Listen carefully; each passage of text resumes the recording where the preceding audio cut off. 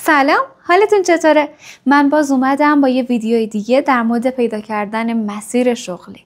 خب همونجوری که میدونین واقعا پیدا کردنش کار سختیه، چون که هم باید ببینیم، هم باید خودمون رو بشناسیم و همین که یک شغلی باشه که از نظر درآمدی و پرستیژی اون چیزی که میخوایم باشه. اما خب همیشه این اتفاق نمیفته. خیلی وقتا ما شروع به یک کاری میکنیم و بعد وسطاش میبینیم که ما اون رو انتخاب نکردیم، اون ما رو انتخاب کرده و اونجاست که یه عالمه حال بد، دراما و خلاصه داستان پیش میاد. ما اینجا میخوایم 3 راه بگیم برای اینکه مطمئن بشیم مسیری که میخوایم انتخاب بکنیم مسیر خودمونه، یا اصلا چطوری پیدا کنیم اون کاری که باید رو. 3 مسیر که تقریبا همه آدمای موفق توی زندگیشون اینا رو استفاده کردن، اما ما نمیگیم صرفا آدمای موفق، چون در واقع موفقیت به نظر من معناش خیلی نسبیه. اصلا اینجوری نیست که بگیم خیلی خوب اگه به این نقطه برسی آدم موفقی هستی. نه، این شکلی نیست. اما یه سری ویژگی‌هایی هست که آدم‌هایی که بخوان به یک هدفی برسن باید داشته باشن. یک نویسنده‌ای هست که حرف خیلی قشنگی میزنه، میگه من برای نوشتن دنبال ایده میگردم و آن ایده هر روز رأس ساعت 9 بر من الهام میشود. این نشون میده که اوکی ایده هست، ایده مهمه، اما اینجوری نیست که تو بشینی اون ایده بیاد در بزنه بعد تو بگی بفرما بیاد تو. در واقع تو باید دنبال اون ایده بدوی. خیلی ها میگن که دنبال پول ندو، پول خودش میاد. در واقع به نظر من اگه واقعا یک چیزی رو آدم میخواد با دنبالش بدوه حتی اگه به اون نرسه دویدن رو یاد گرفته.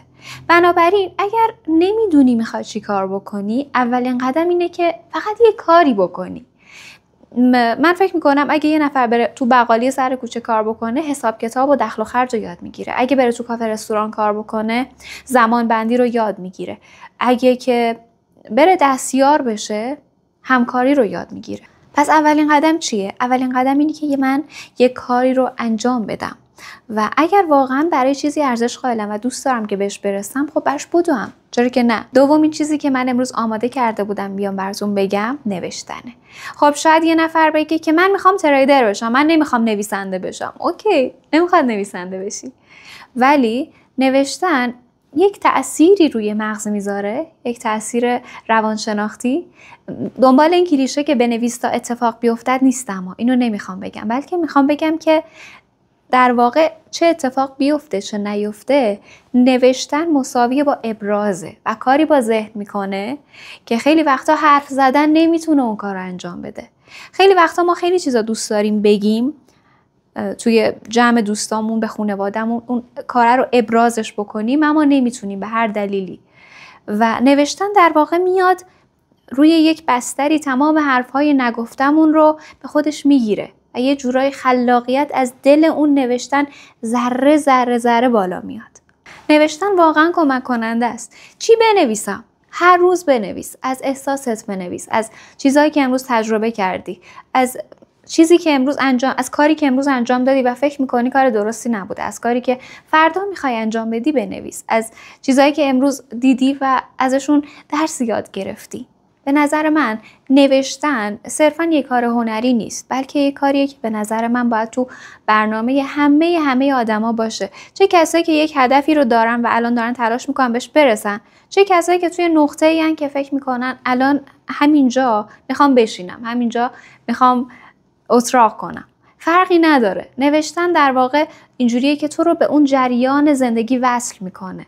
در واقع به نظر من همه آدم باید یه دفتر داشته باشن که توی اون دفتره تمام خصوصی ترین بخشای ذهنشون، حتی افکار ممنوعه، حتی تمام چیزایی که فکر میکنن اگه به دیگری بگن مسخره میشن، قضاوت میشن، تمام اون چیزها باید توی اون دفتر نوشته بشن. این که ما پیدا بکنیم که میخوایم چی کاره بشیم، در واقع به نظر من آدمای خلاق بیشتر توی این سوال میمونن که من میخوام چی کار کنم. آدمایی که دنبال این چیزا نیستن معمولا اولین کاری که دم دستشون بیاد تا آخر انجام میدن و هیچ وقت هم دچار نارضایتی نمیشن. در واقع مخاطب من کسایی هستن که این نارضایتی درشون وجود داره، یا دنبال یک مسیری میگردن یا اون مسیر رو پیدا کردن و فکر میکنن این مسیر مناسبشون نیست. بنابراین برای پیدا کردن اون جرقه باید دنبال ایده دوید و هر روز باید یک چیزی خلق کرد تا این قوه خلاقیت روز به روز بزرگتر و شکوفاتر بشه. و سومین چیز و آخرین چیز استمرار داشتنه. خیلیا این حرفا رو قبل از من زدن و مطمئنم کسایی که تا دارن این ویدیو رو میبینن خودشون تمام این جمله ها رو از برن، اما یه وقتا ما نیاز داریم یک نفر اینا رو به ما یادآوری بکنه. خیلی وقتا ما خودمون میدونیم باید چی کار بکنیم و انجامش نمیدیم. تمام این حرفا رو گفتم، این صحبت ها رو کردم که به یک نقطه برسم. ما یک مسیری رو شروع کردیم برای ایجاد خلاقیت، برای کشف مسیر، برای افرادی که نمیدونن میخوان چی کار بکنن. خب ما یه خبر خوب دارم، ما میریم و شغلهای مختلف رو از نزدیک تجربه میکنیم. چجوری؟ یعنی هر روز یه کاری رو انتخاب میکنیم و ازش مستندهای واقعی میسازیم. نه لزوماً آدمهای خیلی موفق، نه لزوماً شغلهای خیلی خیلی بود. هر شغلی که داشته باشیم. توی این مسیر با روحیات آدمهای مختلف آشنا میشیم، از تجربه‌های آدمهای دیگه میشنویم و این در واقع یه جور سفره که شروعش تازه اتفاق افتاده ولی پایانش نمیدونم کی باشه. بنابراین اگه دوست داشتین توی این سفر با ما همراه باشین، حتما ما رو سابسکرایب بکنید و منتظر ویدیوهای بعدیمون باشید. مرسی.